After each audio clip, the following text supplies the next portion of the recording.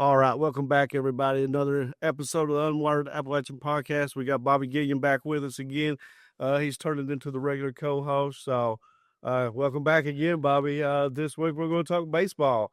Final week of it, Major League Baseball season. We don't talk about baseball a lot. We do a lot when the Reds are playing well, and right now they're playing well. Yeah. So that's where we'll start.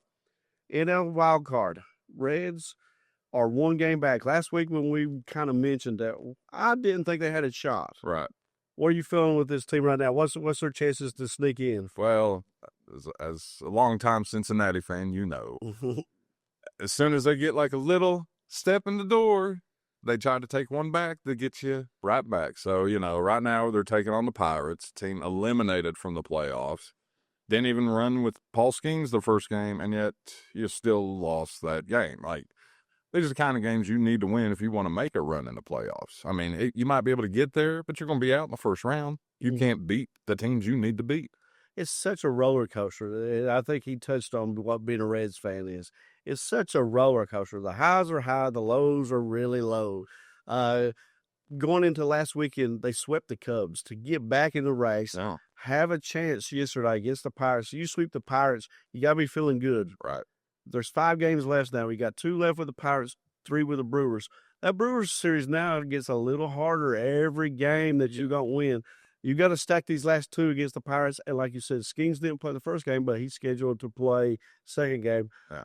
Gets no easier for these guys. No, because like you said, after this series, you have the Brewers, who just happen to have the best record in baseball for a reason. I mean, they are that good. They really turned it on right before the All-Star break. It's going to be tough for some team to take them down. And that's one of those teams that nobody's talking about, the Brewers. They're flying under the radar. They just do everything right. They don't really have a huge superstar that just stands out. Everybody's good players. They do their thing. Freddie Peralta's probably their leader on pitching-wise. Just no huge superstar to stand out. But, yeah, here they are. They do everything right. They play well. And the Reds, if you look at the Reds, the pitch has been pretty good this year. Yes. It's just this hitting. Our leading hitter is Gavin Lux at 267. You don't want 267 as your leader. I mean, that is rough. Yeah. So, Ellie De La Cruz, we talked about, it's such a talented player. But, again, he's a roller coaster player as well. Such a talented defensive player. But along with him comes the errors because he likes the highlight plays. Yeah. Got a big bat. But with that, here comes the drought. How do the Reds figure this out in the last, or is it just Frank Conley just throw everything at the board and see if something sticks? Yeah, I mean, like I said, you got these last few days, which you can't really toil around with your minor league players as much as you'd like. This is the time of year where you can bring up guys to see what they got and everything, and you may be able to do that a little bit. However, this hitting's got to get figured out, and you have a small time to do it now. So it's going to be a tough task for them. Looking around the rest of the NL, we got the standings here. Like you said, the Brewers lead the majors in wins, 95-63. Phillies, 92-65. They're the leaders in the East, and the Dodgers, 88-69 in the West. Then you go to the wild card. You got the Cubs, Padres already clinched. Then the Mets at 81-76. They're the final wild card game. Then you got the Reds and Diamondbacks tied. And then you got St. Louis, 78 and 83.5 games back with 5 to go. So they're not out of it. How does this shake out? I know the Dodgers still could lose their first place spot, depending on if the Padres win or whatever. But how does this shake out? I think even the Padres could get the top wild card if them and the Cubs end up tied. I mean, there's a lot of stuff going on in the NL. It feels like the NL is wide open all the way down to the final day. Absolutely. And so it's a big matchups this weekend you're going to have to watch for. Is the Marlins and Mets is a big one. The Reds Brewers, of course, is going to be a huge one. Cubs and Cardinals also has, Cubs are just trying to rest up and make it into the playoffs, which I don't know if that's the best strategy either, because these last week they have looked terrible. And so the Cardinals are surging right now, trying to get that last spot too, and they're still in the thick of it. Diamondbacks and Padres too. These matchups are going to have, you won't know till the last day on probably 2 of these spots. So, and that is critical because they've got to get their pitching staffs ready, got to get prepared for that, especially these wild card games, these one-game playoffs. I mean, you got to go in and have that game ready. But if you don't get there, then it doesn't matter. So these teams are battling out. It makes baseball really interesting at the end. It's a shame that the league hasn't figured out how to make it interesting from the start to the end. Right. Well, then again, until there's actually real change, cutting down on regular season games, which, nobody wants to because they're all historians, But believe it or not, it wasn't always 162 games. It was 154 before that. So it's not like it can't be done. Probably needs to be considered at this point because now we're getting into November by the time your World Series plays, and that's just ridiculous. Yeah, that's that's kind of crazy. It's very interesting. I think it's probably more interesting at the end than the AL. But speaking of the AL, we'll switch up and kind of look at what's going on in the AL because there's some interesting races going on up there. Especially, let's just start in the Central because that's the most obvious. Tigers, Guardians. Tied up. I mean, if you would have asked me a month ago if the Guardians had any chance to come back and win that division against the Tigers, I'm like, no. Right. Tigers have been that good. They've kind of slipped. Guardians have caught fire. Yes. How does that thing shake out? Because they're playing right now, too. Well, as you know, any year you watch baseball, whoever's playing the best towards the end of the regular season, it's a good chance they go on pretty far in the American League there. Now, the Guardians, like I said, Tigers, tough matchup, so not sure who's going to win that division. You're not sure who's going to win Toronto and New York as far as that division. Seattle should hold on to their division, but Houston still could make a run here. They got enough games left. You can never count Houston out in the postseason or near the end of the regular season. That's what they kind of do. That's kind of their MO. This is going to be very interesting there, too. And just looking at that wild card, Yankees hold the top wild card. I think they've clinched the spot, whether it be division or wild card. And then Boston and Detroit just kind of, Detroit or Guardians, whoever bounces back. And then Houston's the only other team that has a shot. The rest of the AL is eliminated, which is crazy. Yes. And the thing is, with the two teams that are not yet clinched a spot with Detroit and Boston, might have arguably the best starting staffs. Yeah. So those are teams you can't sleep on for a second. No, not at all. And this AL is going to be crazy. I don't know. I mean, you mentioned that. I don't know if you saw it last night, but Scooble, it was a nasty pitch last night. The dude took one into the face. I can't remember who he hit, but it was David Fry. Fry. Hope he's doing well because that was a nasty play. A 99-mile-an-hour fastball to the face. These guys are competitive, but when Scooble hit him, you could tell he fought awful. It's just an unfortunate situation, but that's baseball, big-time situation. Yeah. You don't want to see it, but it happens. It's part of the game, but that was a nasty, nasty play. And as a competitor, you don't want to win that way. You don't want to, so of course he felt bad for it. He didn't want to hit the guy. I mean, it was just a freak play, him trying to go for the bunt late. Wrong time to do it, so, But showing compassion to your competitors is perfectly fine in sports, even though it doesn't always the case, Doesn't make him a less of a competitor. Right. But he had to feel bad because that could have been life-threatening. That was awful. But moving on, these are going to shake out like it's going to come down to the last day. But we'll look at some of the league leaders for some of these teams and look at some of the stats because, sometimes that tells you who to look out for the playoffs because if, say, like lead leader at average, Aaron Judge, 325. Let's say he goes to the playoff and he goes cold like he's been known for. Kind of like last year. He's leading the league in average. Jacob Wilson, a rookie from Oakland, is second at 318. Yes. Bo Bichette for the Blue Jays. Trey Turner is the fifth guy for the Phillies. You see these averages, 325, 318, 311, 305. The top is where we're used to see it. There's less and less guys between 300 and 320 than there ever has been that I can remember. Yeah. What's wrong with the game, and is it the approach, or why is the averages so down all across the league? Well, with changes that happen in the game and everything, pitchers, they've adapted too. They've learned that you have to throw off speed, have to take the more Greg Maddux approach. You can throw 100 all day. Doesn't matter. If you throw it right down the middle, look at Hunter Green 2 years ago. He was throwing 101 right down the middle. Mm-hmm. Guess what? They're still crushing it everywhere. You can't throw it down the middle. So location is always going to be key when it comes to pitching. Changing speeds is always key when it comes to pitching.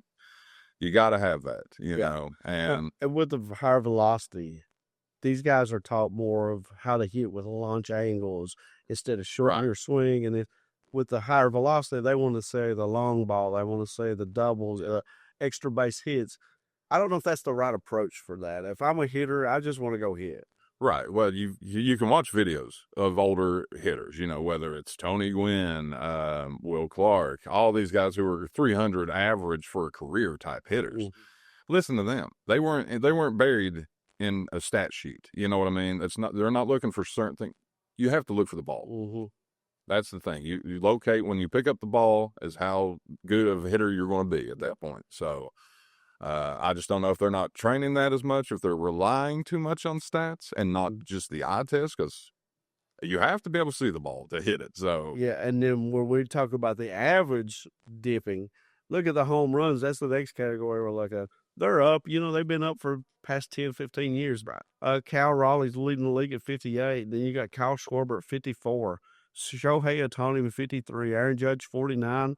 And Eugenio Suarez with 47. Hey, we're used to Eugenio. We know what that's about. He might hit 200, but he might hit you 50 homers. Yeah, it's kind of what he's doing this year. But just talk about these guys hitting these home runs, and does Schwarber have a shot to overcome Cal Raleigh, or is Cal Raleigh going to end the year leading him? I mean, 58's a lot of home runs. Can he hit 60? Yeah, I mean, Raleigh, like I said, and they're probably going to – I'm not going to say they're going to take it easy because you go out to compete, you're going to play, you know, so – I could see him maybe getting one or two more, but I feel like the focus is kind of just shifting to get ready for playoffs. So maybe the personal stuff's not as important at this moment. So I see him holding on to that, and I see him winning the MVP this year, even though obviously you can argue every year that Aaron Judge and Ohtani can get it every year. It was no different than a 10-year span when LeBron could have won it in basketball, and they chose to give it to other people at that time who were great and deserved it. Yeah.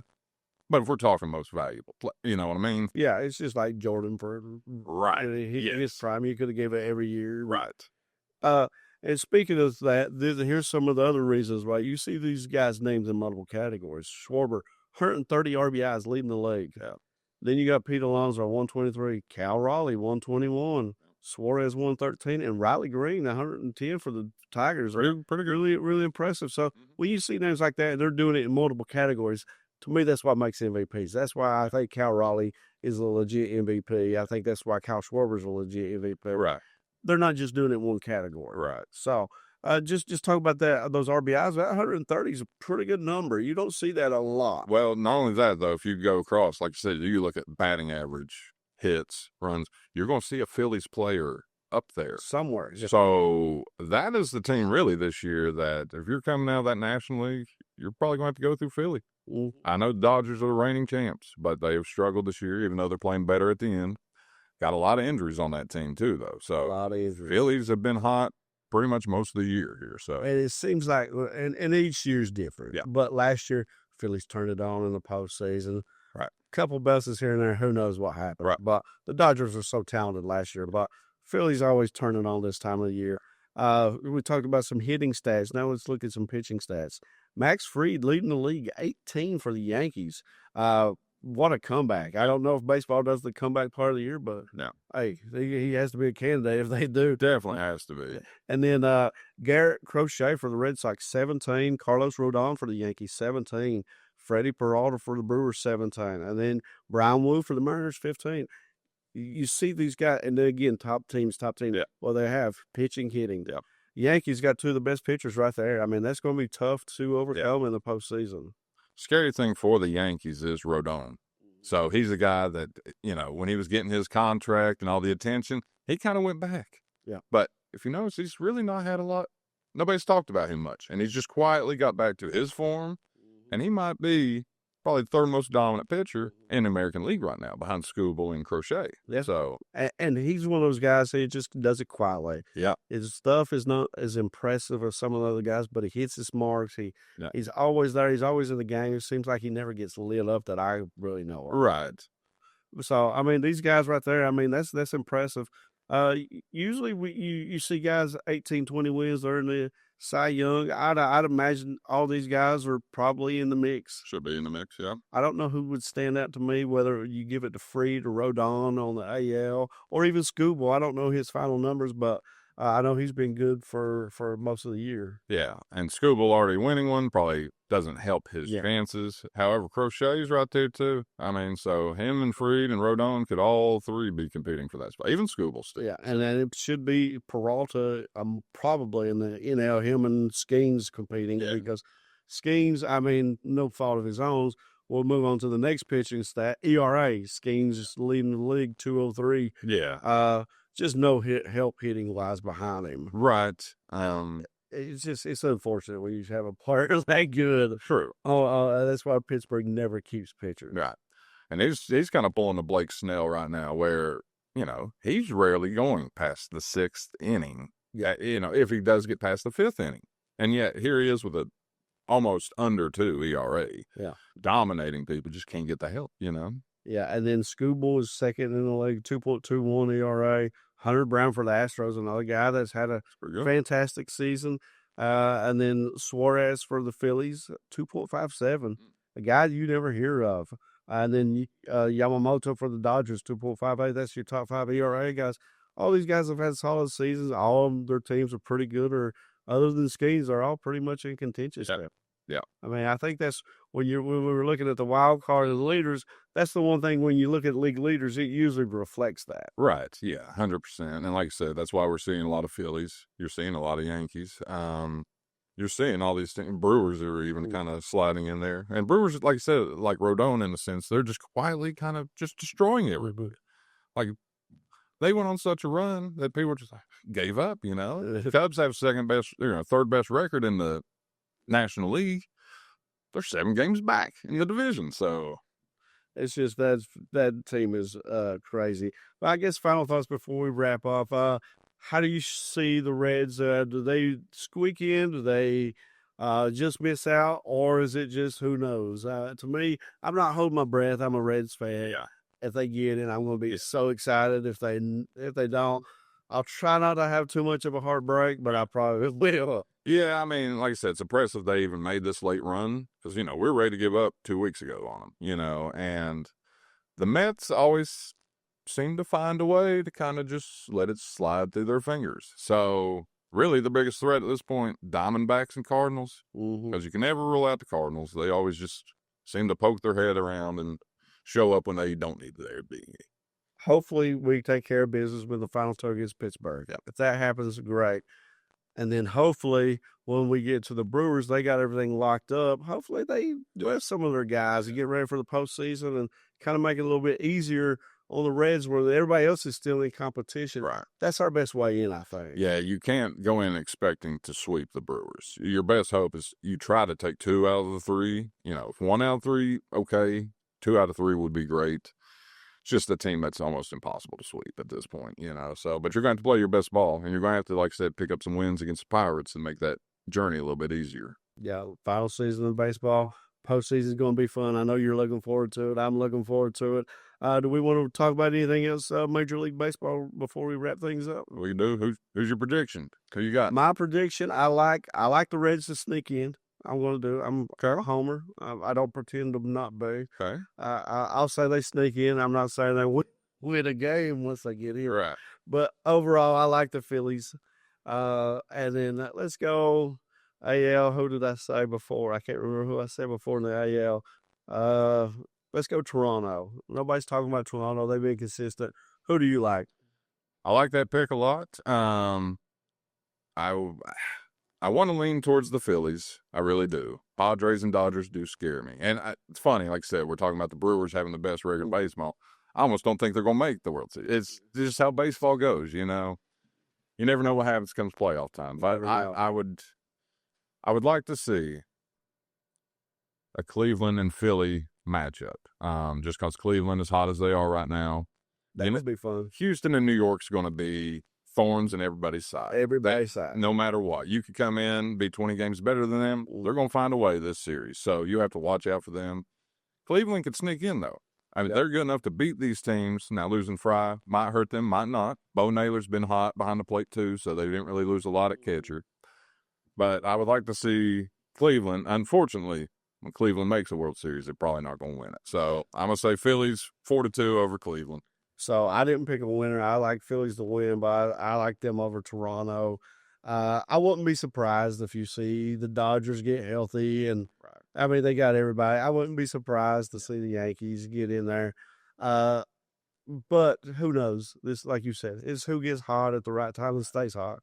Month left. That's baseball for you. Yeah, that's why postseason the most fun time in baseball. That's why you got to play the games. Absolutely. Don't forget to like, subscribe, share, whatever social media platform you can find us on YouTube, Facebook. We started TikTok. We got a Twitter, I believe. We might have some other ones. Whatever you can find us on, find us. Comment, get involved. We would appreciate that greatly. Thanks again.